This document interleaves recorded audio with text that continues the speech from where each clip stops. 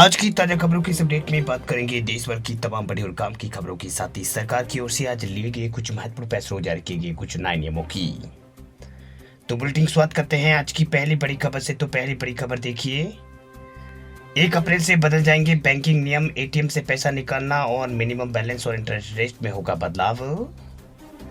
1 अप्रैल से जो है बैंकिंग नियमों में बदलाव होने वाला है, जिसमें जो है बैंक खाताधारकों को जो है उसका असर होने वाला है। दरअसल नए फाइनेंशियल ईयर से बैंकों से जुड़े नए नियम लागू होने वाले 1 अप्रैल 2025 से भारत में नए बैंकिंग नियम लागू होने जा रहे हैं।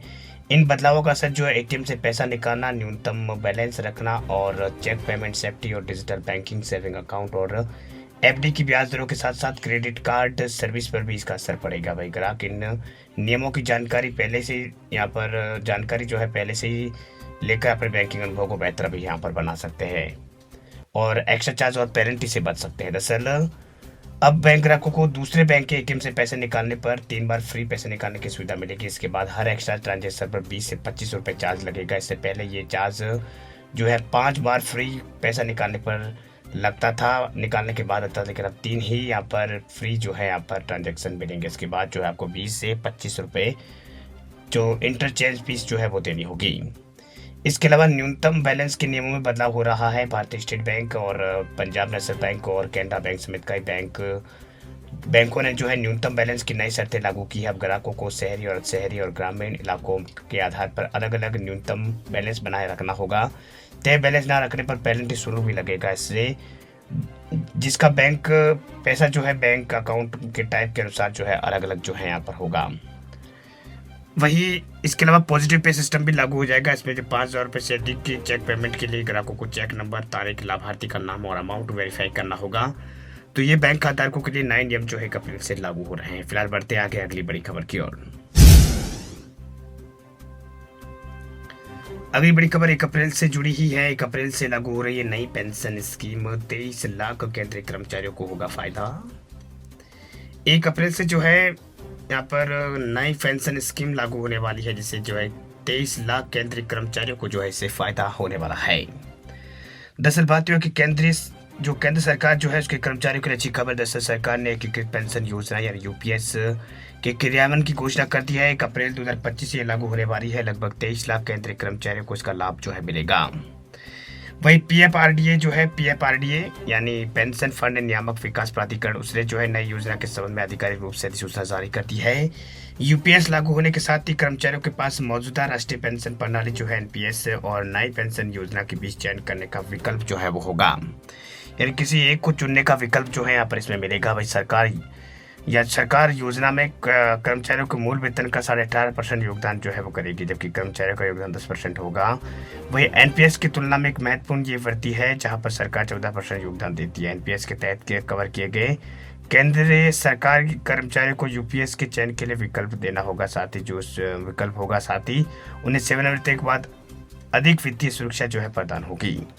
तो ये कुछ अपडेट जानकारी फिलहाल निकल के सामने आई। फिलहाल बढ़ते आगे अगली बड़ी खबर की ओर। अगली बड़ी खबर बिजली उपभोक्ताओं के लिए बड़ी खबर देखिए, 1 अप्रैल से महंगी हो जाएगी, यानी अब महंगी हो जाएगी बिजली दरें। अगले हफ्ते से जो है आपको देना होगा ज़्यादा पैसे। हिमाचल प्रदेश में जो है अब बिजली जो है महंगी होने वाली, इसी हफ्ते से जो है नई दरें जो है लागू होने वाली है। दरअसल बात यह है कि हिमाचल प्रदेश में बिजली महंगे होने के आसार है। दरअसल बात यूँ है कि हिमाचल प्रदेश राज्य के अंदर जो है सरकार जो है बिजली उपभोक्ताओं को झटका दे सकती है। दरअसल हिमाचल प्रदेश राज्य के अंदर जो है बिजली दरों में बढ़ोतरी हो सकती है। हिमाचल प्रदेश में अगले वित्तीय वर्ष में बिजली की दरें क्या होगी, इसको लेकर राज्य विद्युत नियामक आयोग की ओर से इस हफ्ते नई दरें जारी की जा सकती है। राज्य बिजली बोर्ड ने आयोग के समक्ष बिजली की दरों को लेकर जो है याचिका दायर की थी। इस पर विभिन्न पक्षों की सुनवाई हुई। इसमें अधिकतर उद्योगपतियों ने बिजली की दरें न बढ़ाने की मांग की थी, लेकिन राज्य बिजली बोर्ड ने अपने वार्षिक खर्च को पूरा करने के लिए बिजली दरों में बढ़ोतरी का प्रस्ताव किया है। और बता दें आपको कि दिसंबर में ही जो है यहाँ पर बिजली दरों को बढ़ाने का लिए पैसा बिजली बोर्ड ने तैयारी भी शुरू कर दी है। बोर्ड की ओर से 50 से 70 पैसा प्रति यूनिट बिजली दरों में बढ़ोतरी का प्रस्ताव दिया गया था। कितना खर्च बोर्ड का होगा, इसी आधार पर बिजली दरों में बढ़ोतरी जो है वो की जाती है। इसमें राज्य बिजली बोर्ड ने अगले वर्ष कुल कितना खर्च होगा, कितनी आय का आकलन होगा, ये सभी कुछ इसमें यहाँ पर देखना होगा। तो ये बड़ी खबर फिलहाल निकल के सामने आ रही है।